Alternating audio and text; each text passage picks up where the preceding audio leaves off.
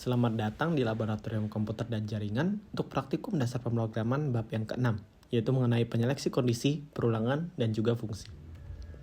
Oke, di sini daftar-daftar materi yang ada. Yang pertama penyeleksi kondisi, kedua perulangan, ketiga jenis-jenis variabel, parameter, dan juga argumen, dan yang terakhir jenis fungsi. Kita langsung masuk yang ke pertama, penyeleksi kondisi. Nah, di sini penyeleksi kondisi disebut juga pemilihan kondisi untuk menjalankan sebuah pernyataan yang ada dalam sebuah program. Jadi di sini ada contoh flowchartnya. Penyeleksi kondisi itu adalah menyeleksi pernyataan yang ada. Misalnya pernyataan benar, maka yang dijalankan kondisi 1. Jika salah, yang dijalankan adalah kondisi 2. Gitu.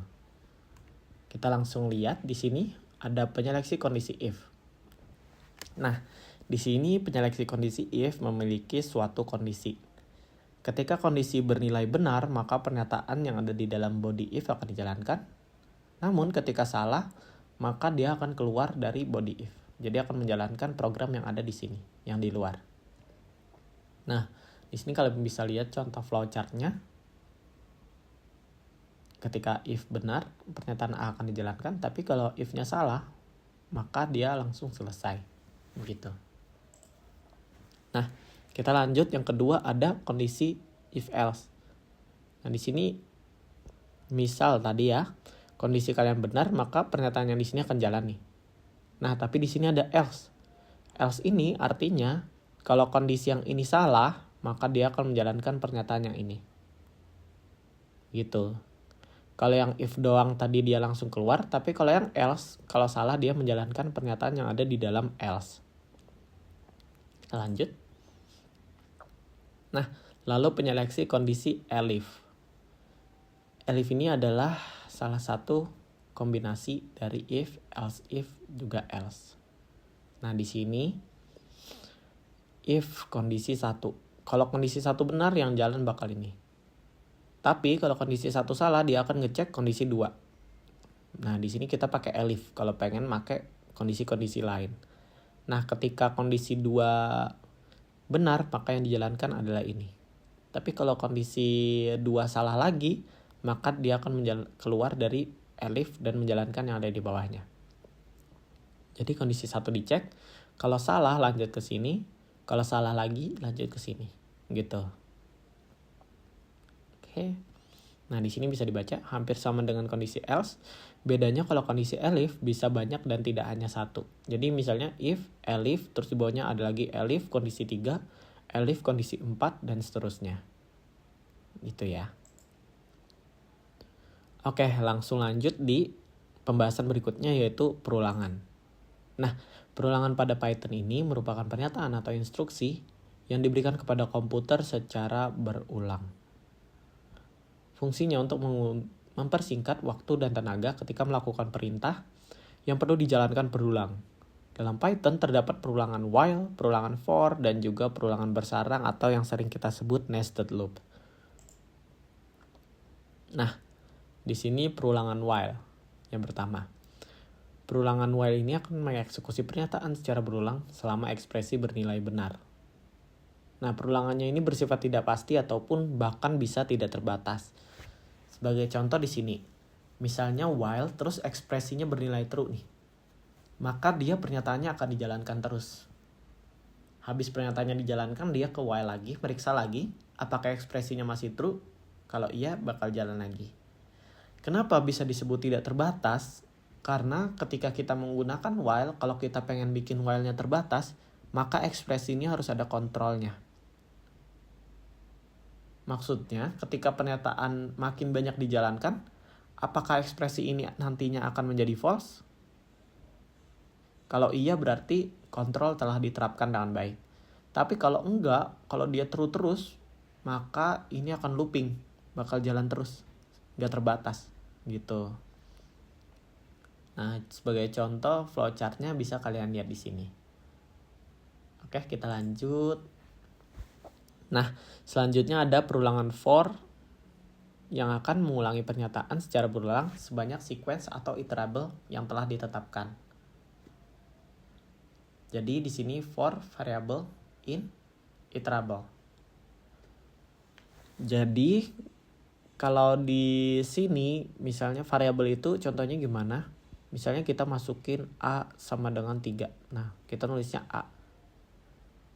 Kalau iterable itu contohnya misalnya kita ada variabel namanya angka. Nah, itu isinya di dalamnya list atau array. Nah, itu tuh bisa dibilang iterable. Jadi kayak for A in angka. Nah, itu disebut perulangan for. Ntar kalau misalnya si A ini ada di dalam angka, maka pernyataan akan dijalankan. Begitu. Oke, kita lanjut. Nah, lalu di sini ada perulangan bersarang. Nah, kita akan menggunakan di sini ya kalau while di dalamnya ada if else dan juga kalau for di dalamnya ada elif. Contoh. Nah, di sini kita udah pakai while nih. Terus di dalamnya ada if else. Atau juga kita udah pakai for, di dalamnya ada if elif. Nah, lalu ada juga yang namanya for dengan 3S. Start, stop, step. Itu akan dibahas lebih lanjut di praktikum nanti. Oke, kita lanjut aja. Nah, selanjutnya ada jenis-jenis variabel, parameter, dan juga argumen. Nah, di sini yang pertama kita bahas tentang fungsi nih. Seperti yang udah kalian tahu, fungsi adalah kumpulan perintah yang dikelompokkan menjadi satu kesatuan untuk kemudian bisa digunakan selama program berjalan.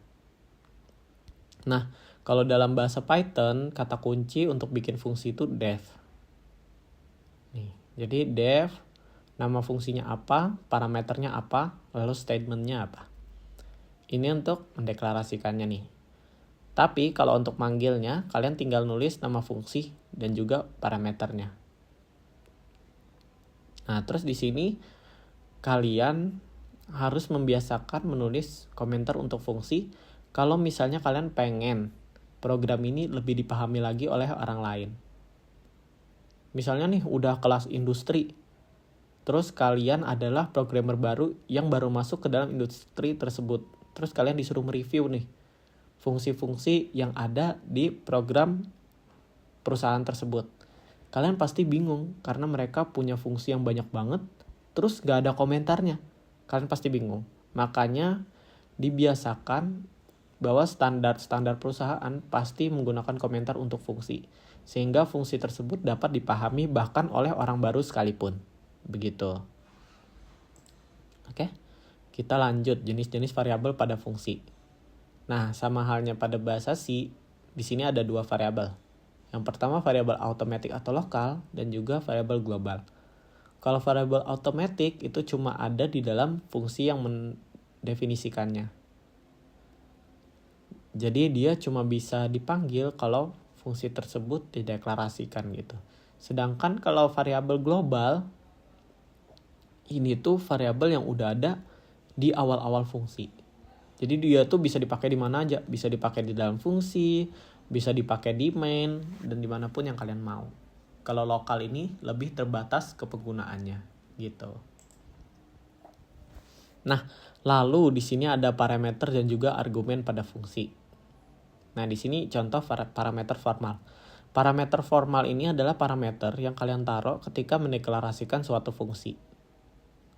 Sedangkan kalau aktual ini adalah argumen. Argumen yang kalian taruh di fungsi waktu kalian pengen manggil fungsinya. Gitu. Nah, terus selanjutnya juga di sini ada macam-macam parameter. Yang pertama wajib, kedua default, dan yang ketiga tidak berurut. Nah, kalau wajib ini maksudnya kalian itu harus memberi argumen ketika memanggil fungsi. Supaya fungsinya bisa berjalan dengan baik, makanya disebut wajib. Kalau di sini default. Jadi misalnya kalian nggak naruh argumen ketika memanggil fungsi. Nah, dia itu bakal nge-assign nilainya secara langsung ke parameter formal tadi. Jadi walaupun kalian nggak naruh nilai, dia itu bakal tetap jalan dengan baik gitu. Nah, itu namanya default. Nah, kalau tidak berurut gimana? Kalau tidak berurut ini misalnya tadi parameter formalnya A, B. Tapi kalian manggilnya B, A gitu. Nggak berurut. Nah, di sini ntar dibahas di listing percobaan gimana caranya bikin parameter yang tidak berurut atau disebut keyword argument. Oke, lanjut. Di sini ada jenis fungsi. Nah, fungsi di sini ada 3. Prosedur, return, dan juga recursive. Nah, kalau prosedur itu adalah fungsi tanpa return value. Dan fungsi ini dapat dipanggil dari mana saja di dalam program. Lalu disusun secara struktur prosedural. Jadi kalau fungsi pada umumnya, kalian itu pasti paling sering lihat fungsi prosedur. Gitu. Sedangkan fungsi dengan return, bedanya sesuai namanya, dia itu punya return value. Jadi fungsi ini memiliki nilai pengembalian ke variabel pemanggilnya. Maka ketika fungsi dipanggil, nilai dikirim dan diolah di dalam fungsi. Nah, ketika terdapat return value, maka nilai yang di return akan dikirim kembali atau dikembalikan kepada fungsi pemanggilnya. Itu bedanya fungsi prosedur dan juga fungsi dengan return. Lalu yang terakhir ada fungsi rekursif. Nah, ini yang paling unik ya. Jadi, fungsi rekursif ini adalah fungsi dengan metode perulangan yang bersifat non-iterasi atau bekerja dengan memanggil dirinya sendiri sehingga menimbulkan efek perulangan. Perulangan ini bisa berhenti ketika kondisi tertentu tercapai atau bisa juga bersifat tak terbatas atau mungkin bahkan bisa menimbulkan recursion error karena pemanggilan fungsi yang tak ada habisnya. Jadi, fungsi rekursif ini adalah fungsi yang memanggil fungsi tersebut sendirinya. Jadi misal nama fungsinya fungsi Fibonacci. Nah, di bawah kalian nge-return Fibonacci gitu. Return Fibonacci plus 1 misal. Return Fibonacci kali 1. Nah, pokoknya kalau ada yang gituannya, itu berarti namanya fungsi rekursif. Karena dia memanggil fungsi tersebut sendirinya. Jadi ketika fungsi ini berjalan, dia akan menjalankan lagi fungsi itu sendiri. Sampai kondisi tertentu tercapai. Jadi bisa dibilang fungsi rekursif adalah fungsi yang berulang-ulang atau looping ya. Sebagai contoh, kalau penerapan di dunia nyatanya, kalau kalian pengen bikin fungsi faktorial, fungsi Fibonacci, dan sebagainya. Begitu. Oke, sekian penjelasan dari saya. Terima kasih sebelumnya, mohon maaf apabila ada salah kata, ucapan. Semoga kalian dapat mengerti bab 6 praktikum dasar pemrograman ini dengan baik. Oke, sekian dari saya. Sampai jumpa lagi di praktikum selanjutnya.